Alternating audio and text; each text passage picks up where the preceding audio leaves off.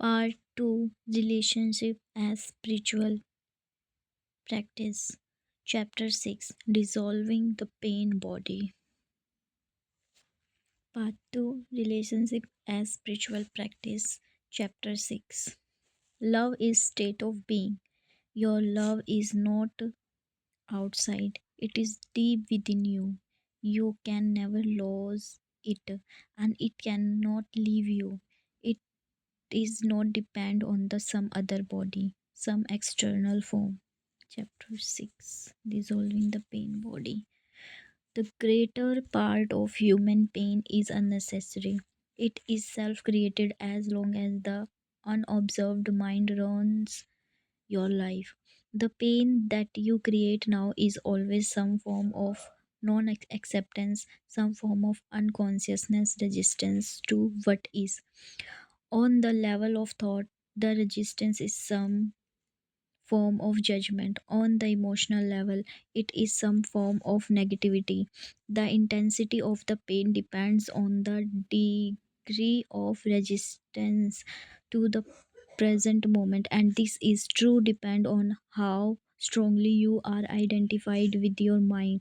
The mind always keep seeks to deny the now and to escape from it. In other words, the more you are identified with your mind, the more you suffer. Yes, the more you identified with your mind, the more you suffer. So connect with your soul. Or you may put it like this: the more you are able to honor and accept the now, the more you are free of pain, of suffering, and free of the egoistic mind. Some spiritual teachings state that all pain is ultimately an illusion, and this is true. The question is it true for you? A mere belief doesn't make it true. Do you want to experience pain the rest of your life and keep saying that it is an illusion? Does that free you from the pain? What we are concerned with here is how you can release realize this truth. This is make it real in your own experience. Pain is inevitable as long as you are identified with your mind, which is to say as long as you are unconscious spiritually speaking. I am talking here primarily of emotional pain, which is also the main cause of physical pain and physical disease. Resentment, hatred, self pity, guilt, anger, depression, jealousy, and so on. Even the slightest irritation are all form of pain, and every pleasure of emotional high contains within itself the seed of pain. Its inseparable opposite, which will manifest in time. Anybody who has ever taken drugs to get high will know that the high eventually turns into a low, that the pleasure turns into some form of pain. Many people also know from their own experience how easily and quickly an intimate relationship can turn from a source of pleasure to a source of pain. Seen from a higher perspective, both the negative and the positive polarities are faces of the pain coin, are part of the underlying pain that is inseparable from the mind identified egoistic state of consciousness. There are two levels of your pain: the pain that you create now and the pain from the past that still lives in your mind and body. As long as you are unable to assess the power of the now, every emotional pain that you experience leaves behind a residue of pain that lives on in you. It merges with the pain from the past, which was already there, and become lodged in your mind and body. This, of course, include the pain you suffer as a child, caused by the unconsciousness of the world into which you were born. This accumulated pain is a negative energy field that occupies your body and mind. If you look on it as an invisible entity in its own right, you are getting unique close to the truth. It's the emotional pain body. The pain body has two modes of being, dormant and active. It's may be dormant 90% of the time. In a deeply unhappy person, through its may be active up to 100% of the time. Some people live almost internally through their pain body, while others may experience it only in certain situations, such as intimate relationships and situations linked with past loss, abandonment, physical and emotional hurt, and so on. Anything can trigger it, particularly if it resonates with a pain pattern from your past. When it is ready to awaken from its dormant stage, even a thought or an innocent remark made by someone close to you can activate it, breaking identification with the pain body. The pain body doesn't want you to observe indirectly and see it for what it is. The moment you observe the pain body, feel its energy field within you, and take your attention into it, the identification is broken. A higher dimension of consciousness has come in. I call it presence. You are now the witness or the watcher of the pain body. This means that it cannot use you anymore by pretending to be you, and it can no longer replenish itself through you. You have found your own innermost strength. Some pain bodies are obnoxious but relatively harmless. For example, like a child who won't stop winning. Others are vicious and destructive monsters, true diamonds. Some are physically violent, many more are emotionally violent. Some will attack like around you and close to you. And while others may attack you, their host. Thoughts and feelings you have about your life then become deeply negative and self destructive. Illness and accidents are often created in this way. Some pain bodies drive their host to suicide. When you thought you knew a person and then you are suddenly confronted with the aliens, nasty creatures for the first time, you are in for quite a shock. It is more important, however, to observe it in yourself than in someone else. Watch out for any sign of unhappiness in yourself, in whatever form. It may be the awakening pain body.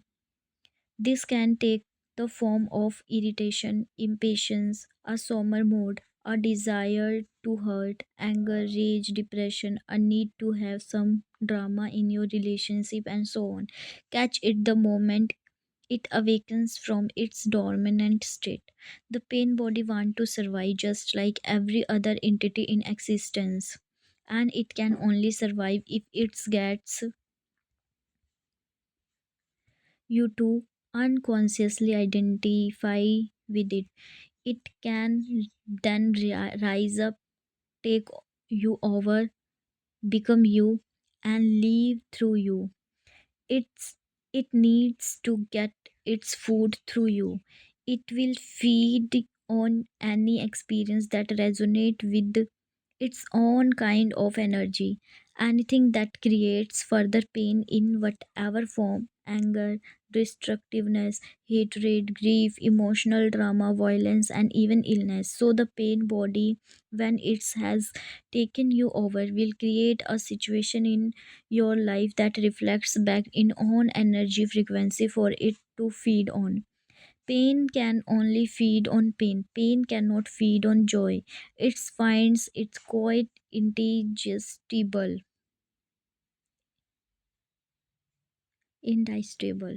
Once the pain body has taken you over, you want more pain. You become a victim or a perpetrator. You want to inflict pain or you want to suffer pain or both. There isn't really much difference between the two. You are not conscious of this, of course, and will vehemently claim that you do not want pain. But look closely and you will find that your thinking and behavior are designed to keep the pain going and for yourself and others. If you were truly conscious of it, the pattern would dissolve. For to want more pain is insanity, and nobody is consciously insane. The pain body, which is the dark shadow cast by the ego, is actually afraid of the light of your consciousness. It is afraid of being found out. Its survival depend on your unconsciousness identification with it, as well as on your unconscious fear of facing the pain that lives in you. But if you don't face it, if you don't bring the light of your consciousness into the pain, you will be forced to relive it again and again. The pain body may seem to you like a dangerous monster that you cannot bear to look at, but I assure you that it is an insubstantial phantom that cannot prevail against the power of your presence. When you become the watcher and start to disidentify, the pain body will continue to operate for a while and will try to trick, trick you into identifying with it again. All through you are no longer energizing it through your identification. It has certain momentum, just like spinning wheel that will keep turning for a while even when it is no longer being propelled. At this stage, its make also create physical edges, pain in different parts of body, but they won't last. Stay present, stay conscious. Be the ever alert guardian of your inner peace. You need to be present enough to be able to watch the pain body directly and feel its energy. It then cannot control your thinking. The moment your thinking is aligned with the energy field of the pain body, you are identified with it and again feeding it with your thoughts. For example, if anger is the predominant energy vibration of the pain body and you think anger thoughts dwelling on what someone did to you or what you are going to do to him or her, then you have become unconscious and the pain body has become you. Where there is anger, there is always pain underneath. Mm. Or when a dark mode comes upon you and you start getting into a negative mind pattern and thinking how dreadful your life is, your thinking has become aligned with the pain body and you have become unconsciousness and vulnerable of the pain body's attack. Unconsciousness, the way that I use the word here, means to be identified with some mental emotional pattern. It implies a complete absence of the watcher, transmuting suffering into a consciousness. Sustained consciousness, attention, severs the link between the pain body and your thought processes and bring about the process of transmutating. It is as if the pain become fuel for the flame of your consciousness, which then burn more brightly as a result. This is the esoteric meaning of the ascent art of alchemy, the transmutation of base metal into gold, of suffering into consciousness.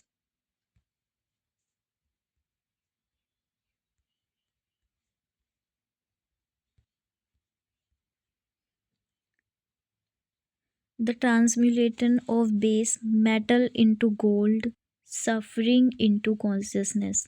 The split within is healed and you become whole again. Your responsibility then is not to create further pain. Focus attention on the feeling inside you. Know that it is the pain body. Accept that it is there. Don't think about it. Don't let the feeling turn into thinking. Don't judge or analyze. Don't make an identity for yourself out of it. Stay present consciousness to the observer of your what is happening inside you. Become aware not only of the emotional pain but also of the one who observes, the silent watcher. This is the power of the now and the power of your own conscious presence. Then see what happens. Ego identification with the pain body. The process that I have just described in profoundly powerful yet simple. It could be taught to a child, and hopefully, one day, it will be one of the first things children learn in school. Wow. It could be taught to a child, and hopefully, one day, it will be one of the first things children learn in school, and I will do definitely. Once you have understood the basic principle of being present as the watcher of what happens inside you, and you understand it by experiencing it, you have at your disposal the most potent transmutation tool. This is not to deny that you may encounter intense inner resistance to disidentifying from your pain. This will be the case particularly if you have lived closely identified with your emotional pain body for most of your life, and the whole or large part of your sense of self is invested in it. This is not to deny that you may encounter intense inner resistance to disidentifying from your pain. This will be the case particularly if you have lived closely identified with your emotional pain body for most of your life, and the whole or large part of your sense of self is invested in it. What this means, it what this means is that you have made an unhappy self out of your pain body and believe that this mind made fiction is who you are. In case unconsciousness fear of losing your identified will create strong resistance to this identification. In other words, you would rather be in pain, be the pain body, than take a leap into the unknown and risk losing the familiar unhappy self. Observe the resistance within yourself. Observe the attachment to your pain. Be very alert. Observe the peculiar pleasure you derive from being unhappy. Observe the compulsion to talk or think about it. The resistance will cease if you make it conscious. You can then take your attention into the pain body, stay present as the witness, and so initiate its transmutation. Only you can do this, nobody can do it for you. But if you are